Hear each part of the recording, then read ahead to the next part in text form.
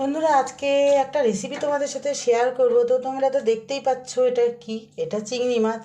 তো এটা এনেছিল দুদিন আগে, তো ফ্রিজে ছিল। তো ফ্রিজে ছিল জন্য আমি এইভাবেই ফ্রিজে রেখেছিলাম মাছটাকে একটা বাক্সের মধ্যে, বড় বাক্সে। তো এটাকে এখন রান্না করব। তো এই রান্না করতে গেলে তো আগে এটাকে বাছতে হবে। তো এর সুরগুলোকে কাটবো, আর এই লেজের এদিকটা কাটবো, আর মাঝখানে। তো চলো আমি মাছগুলোকে বেছে কেটে ধুয়ে রান্না শুরু করি। আর আমার ভিডিও কেমন লাগছে কমেন্টে বলো, আর আমার চ্যানেলটাকে যারা যারা নতুন তারা সাবস্ক্রাইব করে দিও। ঠিক আছে, তাহলে আমি এগুলোকে কাটি। বন্ধুরা দেখো, আমি মাছগুলোকে সব ছাড়িয়ে মানে লবণ হলুদ মাখিয়ে রেখেছি। আর মাছগুলোতে না, যখন লবণ হলুদ মাখাবে তখন আমি বলে দিচ্ছি যে কোনো মাছেই একটু কাঁচা সর্ষের তেল দিয়ে মাখাবে, তাহলে খুব ভালো হয়। তো আমি এর মধ্যে কাঁচা সর্ষের তেলও একটু দিয়েছি, আর লবণ হলুদ দিয়ে মাছগুলোকে মাখিয়ে রেখেছি। এইবার আমি মাছগুলোকে অল্প মানে হালকা করে ফ্রাই করে নেব। তো বন্ধুরা, আমি কড়াইতে তেল দিয়ে দিয়েছি। এবার তেলটা গরম হলে মাছগুলো আমি হালকা করে ফ্রাই করে নেব। তো চিংড়ি মাছ না সবসময় হালকা করেই ভাজতে হয়।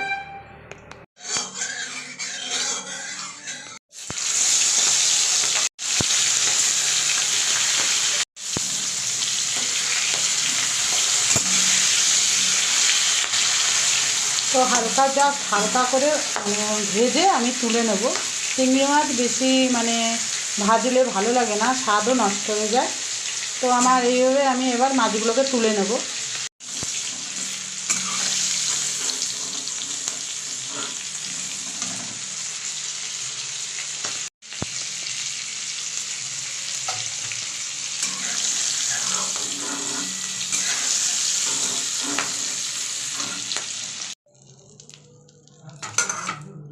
দোকানটা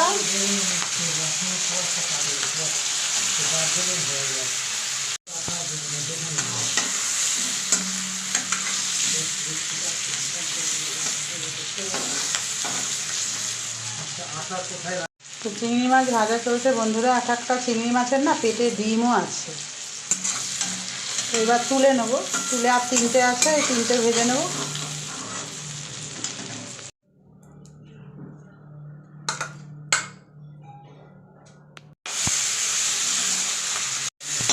থাক না।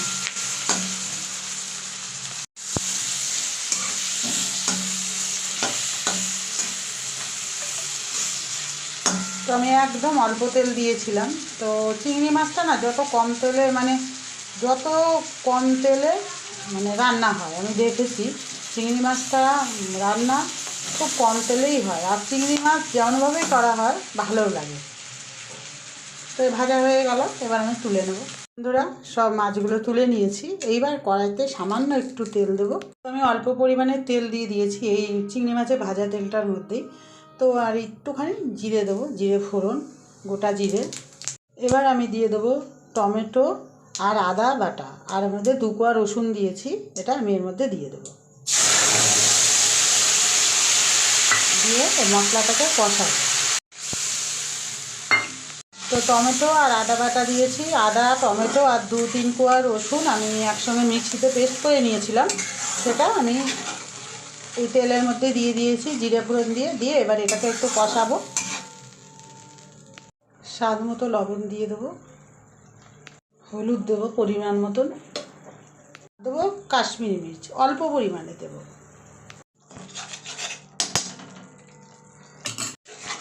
কষাবো মশলাটাকে দিয়ে।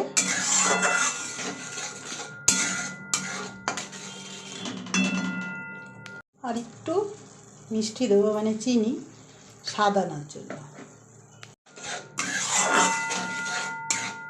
তো এবার বন্ধুরা, এর মধ্যে আমি দিয়ে দেবো হলো কাজু বাদাম বাটা আর পোস্ত বাটা।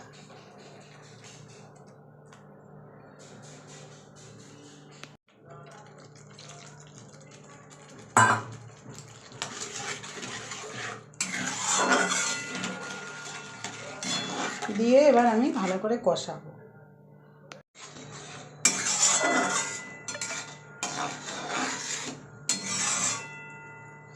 তো বন্ধুরা, এর মধ্যে আর একটা জিনিস আমি অ্যাড করব, সেটা হলো টক দই। টক দইটা আমি মিক্সিতে মানে ভালো করে গ্রাইন্ড করে নিয়েছি, যাতে ছ্যাঁকড়া ছ্যাঁকড়া না থাকে।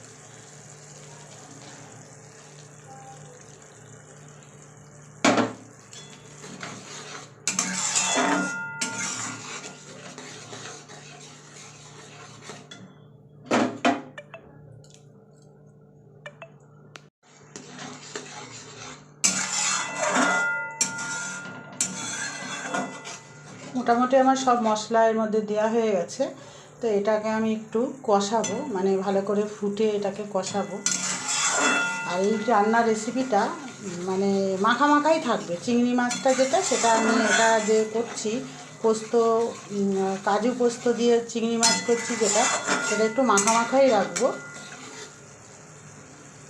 তো এটা মোটামুটি কষে গেছে। এইবার আমি এর মধ্যে অল্প পরিমাণে জল দেব।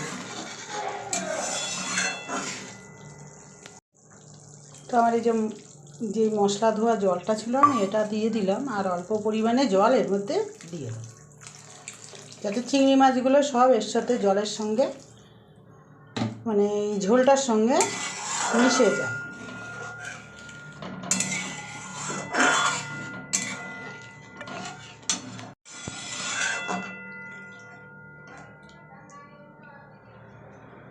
এবার একটু ফুটবে, ফুটে উঠলে মাছগুলো এর মধ্যে দিয়ে দেবো। তো ফুটে উঠেছে, এবার আমি মাছগুলো এর মধ্যে দিয়ে দেবো।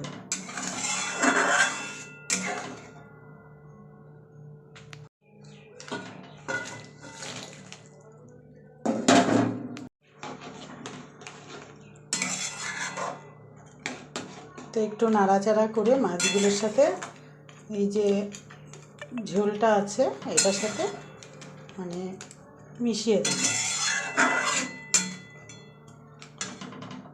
এবার একটু ঢাকা দিয়ে দেবো। তো 2 মিনিট মতন আমি ঢাকা দিয়ে রেখেছিলাম। তো 2 মিনিট পরে আমি ঢাকাটা খুলছি, দেখো তো আমার এটা হয়ে এসছে। এইবার আমি এর মধ্যে কী করি চলো দেখো। তো ভালো করে মিশিয়ে নিয়ে এর মধ্যে আমি 4-5টা কাঁচা লঙ্কা চিরা দিয়ে দেবো।